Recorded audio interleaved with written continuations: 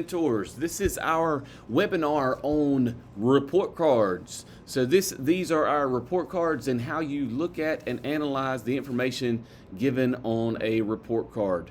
If you will notice at the top of this page on the screen, we've got a blue arrow.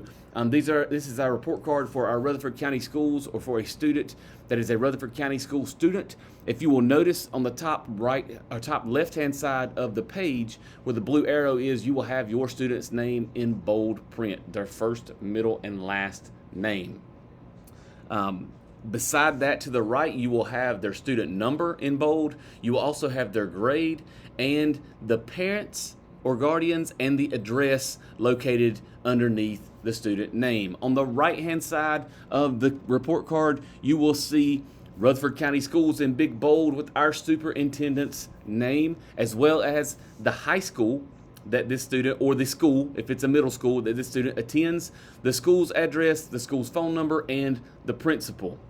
As we move down to the content portion of this report card, you will notice highlighted in green on the headers, you will notice the course information. You will also notice R1 through R6, depending on where you are in the school year. This is the reporting period, so this will be our 6 weeks reporting period. For your classes, or for the classes of a student, you should have a grade in the 6 weeks that they are enrolled in that course. At the end of the R6, as you get to the end of the year, you will see an E1, which will be the exam score for that student, and then you will have an F1, which will be the final grade.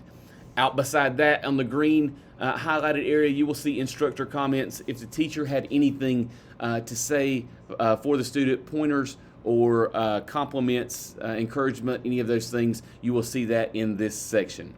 So as we scroll down here to look at the actual content of the report card, I've highlighted in blue. You've got several pieces of information on that course information column, but you will notice in blue the name of the course is highlighted. This will be the course, and then you'll look horizontally across to see the grades for that course. The next thing that you will see here that I've highlighted in that course section is the number of absences. So this, as attendance is taken in each class, you will see the number of absences. Clearly, this student has had a substantial amount of absences in this course. You'll also notice in this section the name of the teacher. If a student has had an inordinate number of absences in a course, the other thing that you can assume, if they are not failing the class, they have made up that time before or after school. If they are having an extended number of absences in that course, as a mentor, this is a great time to talk about, hey, what's going on in this course that we are not attending? Why are we not at school during this time? Is there anything hindering us from being at school during that time, or what's happened? Is it an illness? Is it just getting out of bed and getting to class if it's a first period class, or anything else in between? If you look out here in the grades, you'll see in yellow highlighted, these are the grades for the 6 weeks. And in purple on the highlight, you will see the exam score and the final grade score. In this scenario, these grades are all averaged together to get that final grade, and this student has passed this class with a C. You will notice that the student has more classes listed than they have grades. Because this is an R4, R5, or R6 class, this is a second semester class, and the classes from the first semester are also listed in this transcript, or in this report card section. However, you do not have grades for that first semester.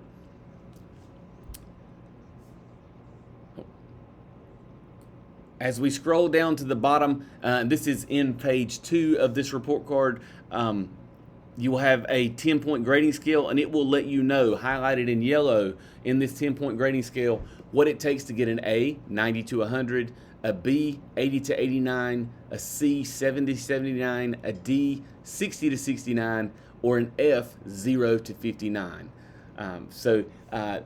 That is key to look at when you're looking at those grades and looking at the numbers for those grades. If there is a P listed, it's a pass. If there is an F, it is a fail. Or what you might see is an FF, and that's failure due to attendance. So if you have an FF on that report card, which we do not in this section, but if you see an FF, you will know that that was due to attendance. Hope you guys enjoyed this portion of the webinar on report cards, and have a great day.